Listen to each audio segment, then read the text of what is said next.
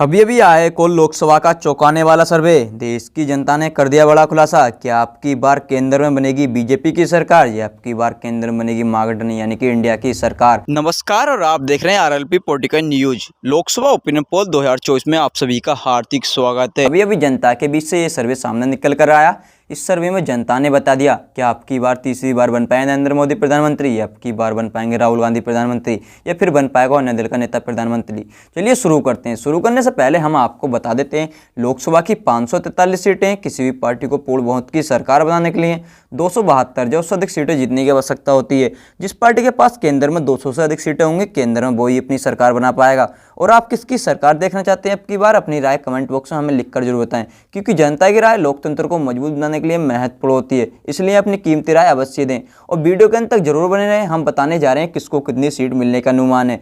और अभी तक हमारे चैनल पर नहीं तो प्लीज चैनल को सब्सक्राइब अवश्य कर ले अपना समझ के। चलिए शुरू करते हैं। पहला राज्य देखते हैं। पहला राज्य हमारा पंजाब। पंजाब में लोकसभा की 13 सीटें, बीजेपी के खाते में 5 और इंडिया महागठबंधन खाते में 5 सीट जाती नजर आ रही हैं। और अन्य की बात करें तो अन्य के खाते में 3 सीट जाती नजर आ रही हैं। चलिए अगले राज्य की बात करते हैं। तो अगला राज्य हमारा बिहार। बिहार में लोकसभा की 40 सीटें, बीजेपी खाते में 18 और इंडिया महागठबंधन खाते में 22 सीट जाती नजर आ रही है। यानी कि बिहार राज्य में बीजेपी को नुकसान का सामना करना पड़ रहा है।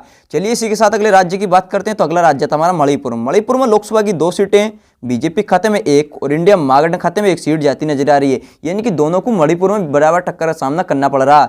चलिए इसी के साथ अगले राज्य की बात करते हैं। तो अगला राज्य हमारा तेलंगाना। तेलंगाना में लोकसभा की 17 सीटें, बीजेपी खाते में 8 और इंडिया महागठबंधन खाते में 9 सीट जाती नजर आ रही हैं।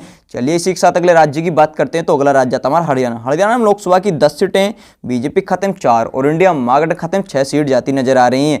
चलिए इसी के साथ अगले राज्य की बात करते हैं। तो अगला राज्य हमारा गोवा। गोवा में लोकसभा की 2 सीटें, बीजेपी खाते में 1 और इंडिया महागठबंधन खाते में 1 सीट जाती नजर आ रही है। चलिए इसी के साथ अगले राज्य की बात करते हैं। तो अगला राज्य हमारा उत्तर प्रदेश। उत्तर प्रदेश में लोकसभा की 80 सीटें, बीजेपी खाते में 45 और इंडिया महागठबंधन खाते में 35 सीट जाती नजर आ रही हैं।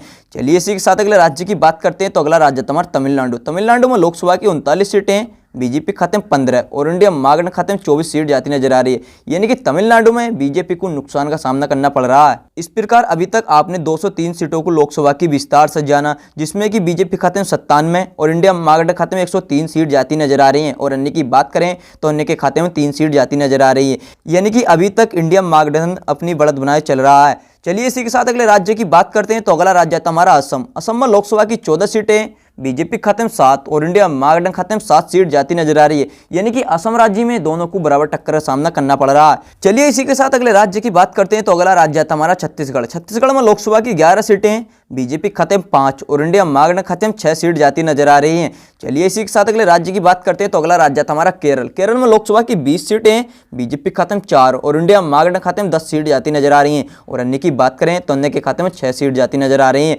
यानी कि केरल राज्य में बीजेपी को नुकसान का सामना करना पड़ रहा है। चलिए इसी के साथ अगले राज्य की बात करते हैं। तो अगला राज्य आता हमारा मध्य प्रदेश। मध्य प्रदेश में लोकसभा की 29 सीटें, बीजेपी खाते में 9 और इंडिया महागठबंधन खाते में 20 सीट जाती नजर आ रही है। यानी कि मध्य प्रदेश में भी बीजेपी को नुकसान का सामना करना पड़ रहा है। चलिए अगले राज्य की बात करते हैं। तो अगला राज्य हमारा त्रिपुरा। त्रिपुरा में लोकसभा की 2 सीटें और बीजेपी की लुटिया डूबती हुई नजर आ रही। 2 की 2 सीट इंडिया महागठबंधन खाते में जाती नजर आ रही। यानी कि त्रिपुरा राज्य में बीजेपी को नुकसान का सामना करना पड़ रहा है। चलिए अगले राज्य की बात करते हैं। तो अगला राज्य हमारा जम्मू कश्मीर। जम्मू कश्मीर में लोकसभा की 6 सीटें, बीजेपी खाते में 2 और इंडिया महागठबंधन खाते में 4 सीट जाती नजर आ रही हैं। चलिए इसी के साथ अगले राज्य की बात करते हैं। तो अगला राज्य हमारा मेघालय। मेघालय में लोकसभा की 2 सीटें और बीजेपी की लुटिया डूबती हुई नजर आ रही है। 2 की 2 सीट इंडिया महागठबंधन खाते में जाती नजर आ रही है। यानी कि मेघालय में बीजेपी को नुकसान का सामना करना पड़ रहा है। चलिए अगले राज्य की बात करते हैं। तो अगला राज्य हमारा झारखंड। झारखंड में लोकसभा की 14 सीटें, बीजेपी खाते में 7 और इंडिया महागठबंधन खाते में 7 सीट जाती नजर आ रही है। यानी कि झारखंड में दोनों को बराबर टक्कर का सामना करना पड़ रहा है। चलिए इसी के साथ अगले राज्य की बात करते हैं। तो अगला राज्य हमारा अरुणाचल प्रदेश। अरुणाचल प्रदेश में लोकसभा की 2 सीटें, बीजेपी खाते में 1 और इंडिया महागठबंधन खाते में 1 सीट जाती नजर आ रही है। चलिए इसी के साथ अगले राज्य की बात करते हैं। तो अगला राज्य हमारा राजस्थान। राजस्थान में लोकसभा की 25 सीटें, बीजेपी खाते में 16 और इंडिया महागठबंधन महागठबंधन खाते में 9 सीट जाती नजर आ रही है। यानी कि राजस्थान में इंडिया महागठबंधन को नुकसान का सामना करना पड़ रहा है। अभी तक आपने इस प्रकार लोकसभा की 228 सीटों को विस्तार से जाना, जिसमें कि बीजेपी खाते में 148 और इंडिया महागठबंधन खाते में 171 सीट जाती नजर आ रही है। और अन्य की बात करें तो अन्य के खाते में 9 सीट जाती नजर आ रही है। यानी कि अभी तक भी इंडिया महागठबंधन अपनी बढ़त बनाए चल रहा है। चलिए इसी प्रकार अगले राज्य की बात करते हैं। तो अगला राज्य हमारा गुजरात। गुजरात में लोकसभा की 26 सीटें, बीजेपी खाते में 15 और इंडिया महागठबंधन खाते में 9 सीट जाती नजर आ रही हैं। चलिए इसी प्रकार अगले राज्य की बात करते हैं। तो अगला राज्य हमारा दिल्ली केंद्र शासित प्रदेश। दिल्ली केंद्र शासित प्रदेश में लोकसभा की 7 सीटें, बीजेपी खाते में 3 और इंडिया महागठबंधन खाते में 4 सीट जाती नजर आ रही हैं। चलिए इसी प्रकार अगले राज्य की बात करते हैं। तो अगला राज्य था हमारा हिमाचल प्रदेश। हिमाचल प्रदेश में लोकसभा की 4 सीटें, बीजेपी खाते में 2 और इंडिया महागठबंधन खाते में 2 सीट जाती नजर आ रही है। यानी कि हिमाचल प्रदेश में दोनों को बराबर टक्कर का सामना करना पड़ रहा है। चलिए इसी प्रकार अगले राज्य की बात करते हैं। तो अगला राज्य था हमारा उड़ीसा। उड़ीसा में लोकसभा की 21 सीटें, बीजेपी खाते में 5 और इंडिया महागठबंधन खाते में 4 सीट जाती नजर आ रही हैं। और अन्य की बात करें तो अन्य के खाते में 12 सीट जाती नजर आ रही हैं।